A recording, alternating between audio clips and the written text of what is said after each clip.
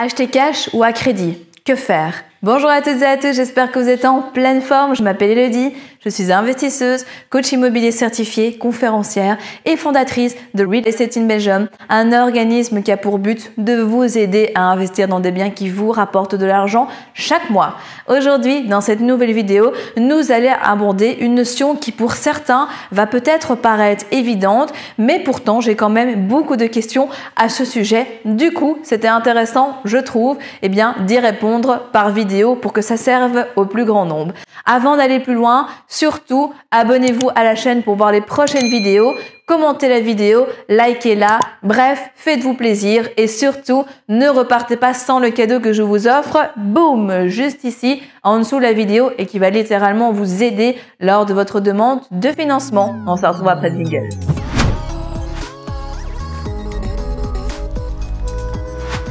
Donc à l'heure actuelle, est-ce qu'il est plus intéressant d'acheter cash ou à crédit? C'est ce que nous allons voir aujourd'hui. Ce qui est clair, c'est que vous le savez, pas de surprise, les taux d'intérêt sont hyper bas. Donc vraiment, emprunter de l'argent n'a jamais été aussi simple entre guillemets, puisque comme les taux sont bas, vous pouvez avoir des prêts qui sont beaucoup plus conséquents que ce qui était avant. On parle pas d'ici de l'accès au financement. Tout ça, donc, ce sont les sujets d'autres vidéos qui ont déjà été abordés sur la chaîne, sur lesquels je vous renvoie pour avoir plus de détails. Mais ici, concrètement, en fait, avec l'effet de levier, ce qui est clair, c'est que on vous prête de l'argent que de base vous n'auriez jamais eu. Et donc, forcément, imaginons qu'on vous prête maintenant 100 000 euros. Pour quelqu'un de lambda qui a un salaire dans la moyenne, donc dans les 1 500 euros, combien de temps il faut pour avoir 100 000 euros? Parfois, c'est le combat d'une vie, entre guillemets, et donc forcément, on comprend bien que l'effet de levier bancaire peut nous permettre d'aller beaucoup plus loin et beaucoup plus vite. Donc oui, clairement, ça a du sens d'utiliser l'effet de levier. Après, c'est un petit peu une stratégie qui peut être hybride. C'est-à-dire que personnellement, je conseillerais plutôt de faire lever donc différents crédits immobiliers en dispatchant le montant de capital que vous avez. Admettons que vous possédez 100 000 euros sur votre compte. Plutôt que d'investir 100 000 euros directement comme ça sur un bien, personnellement, je découperais ces 100 000 euros pour en faire 2, 3, voire 4 opérations en fonction de la stratégie que vous avez, du mode d'exploitation que vous visez, type de bien et surtout localisation pour mettre à un moment, parce que là, ce sera clairement le cas, vous allez devoir y passer, mettre les frais de notaire, donc tout ce qui est frais d'enregistrement, frais d'acte de crédit, et également dans certains cas mettre 10% ou 20% en termes de quotité. Donc en faisant comme ça, en découpant, vous allez pouvoir démultiplier les opérations et donc au final avoir plus de biens. Maintenant, imaginons qu'en fait vous n'avez pas 100 mais vous avez 200 000 euros. Vous faites cette première stratégie où vous la découpez, vous avez au total disons 4 biens. Suite à ça, mais la banque commence à être un petit peu touchy au niveau de vos encours parce que vous avez emprunté massivement et assez rapidement et donc elle met un petit peu l'eau là. À ce moment-là, pour débloquer la situation, là vous pouvez effectivement soit mettre beaucoup plus d'apport dans une opération, soit acheter quelque chose dans un marché qui est relativement faible en termes de prix d'achat, mais qui rapporte quand même, l'acheter cash et donc là forcément avoir un loyer net dans sa poche.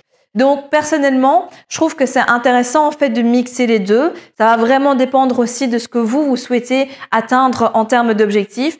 Puisque si pour vous, vous vous dites, moi je vais atteindre 2 500 euros de revenus locatifs net, avec ça je suis super content et je ne souhaite pas spécialement continuer à investir puisque j'ai atteint mes objectifs. Alors ça peut être intéressant de lever le maximum en termes de crédit. Imaginons que vous arrivez donc à avoir, grâce à vos crédits immobiliers, donc du cash flow jusqu'à 2 000 euros. Si vous avez encore de l'apport sur le côté, là ça peut être intéressant de financer en tout ou en partie en cash afin que là vous perceviez directement vos loyers pleins et que ça vous permette d'atteindre, voire de dépasser l'objectif que vous êtes fixé. Donc, il n'y a pas vraiment à nouveau de bonnes ou de mauvaises réponses. C'est juste une question d'objectif, de stratégie et de moyens. Si par contre, vous n'avez pas d'argent pour acheter cash, c'est OK.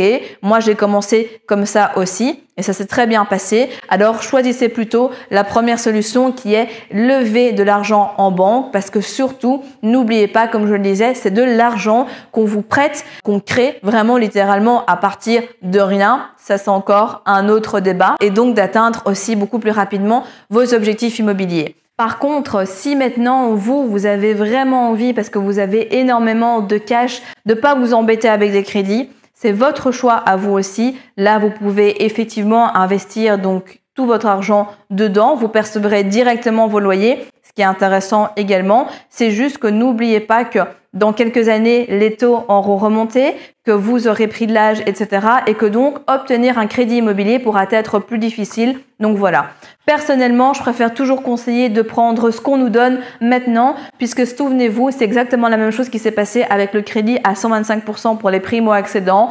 On en faisait donc pendant tout un temps et ça se passait très bien. Certaines personnes ne sont pas trop pressées puisque de toute façon, il y avait cette opportunité-là. Et puis maintenant, ici, début 2020, les vannes pour les primo-accédants ont été coupées, du moins très fortement diminuées, puisque aux dernières nouvelles, seulement 6% des crédits de ce type pourraient passer. Et donc, certaines personnes ont été prises au dépourvu et certaines d'entre elles, regrettent amèrement de ne pas être passées à l'action beaucoup plus rapidement. Et donc, ce parallèle est intéressant puisque c'est la même chose avec les banques. Vous voyez que de plus en plus, il est difficile d'obtenir un crédit immobilier. Les quotités se réduisent de plus en plus. Donc, Dieu seul sait comment ça sera d'ici 5 ans, 10 ans, 15 ans, 20 ans, peu importe. Donc vraiment, profitez des effets de levier que vous avez maintenant. Ça ne pourra que vous aider par la suite.